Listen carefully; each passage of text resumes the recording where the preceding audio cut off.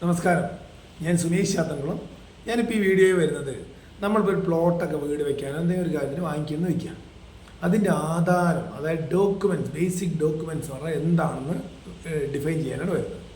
അതായത് നമ്മൾ സാധാരണ ഒരു പ്ലോട്ട് വാങ്ങിക്കുമ്പോൾ 30 വർഷം വരെ ഉള്ള ആധാരങ്ങളുടെ കോപ്പിയും അവസാനത്തെ ആധാരമാണ് നമ്മുടെ വേണ്ടത്.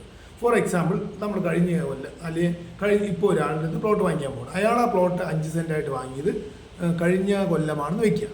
ആ 5 സെൻറ്റിൻ്റെ ഒറിജിനൽ ആധാരം അയാളുടെ അടുത്തുണ്ടാവും. റൈറ്റ്, ക്ലിയർ ആയോ? അതിന് മുൻപ് അയാൾക്ക് ആ സ്ഥലം കൊടുത്ത ആൾക്ക് ചിലപ്പോൾ 1 ഏക്കർ സ്ഥലത്തിനായിരിക്കും ഈ 5 സെൻറ്റ് വിറ്റുണ്ടാവുക.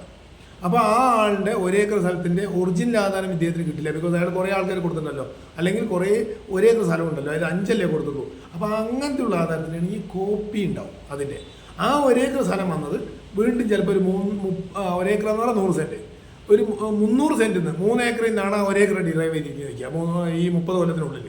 റൈറ്റ്, ആ 3 ഏക്കറുടെയും ആ അടിയാധാരത്തിൻ്റെ കോപ്പി ഉണ്ടാവും നമ്മുടെ.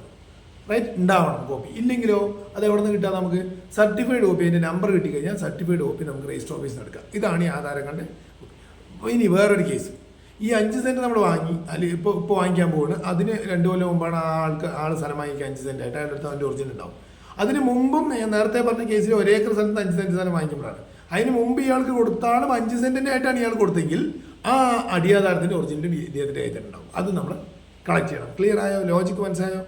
അതായത് കൂടുതൽ സ്ഥലങ്ങളിൽ നിന്ന് ഡിറൈവ് ചെയ്ത് വന്നിട്ടുള്ള ചെറിയ പാർട്ടാണെങ്കിൽ അടിയാധാരങ്ങളുടെ കോപ്പിയും, അതേ 5 സെൻറ്റിൽ നിന്ന് 5 സെൻറ്റിനായിട്ട് കൊടുക്കുമ്പോൾ അതിൻ്റെ ഒറിജിനൽ ആധാരവും വാങ്ങിച്ചിട്ട് അതെല്ലാം അടക്കമുണ്ടെങ്കിലാണ് നമ്മൾ ഡോക്യുമെൻറ്റ്സ് കറക്റ്റ് ആവണം. ക്ലിയർ?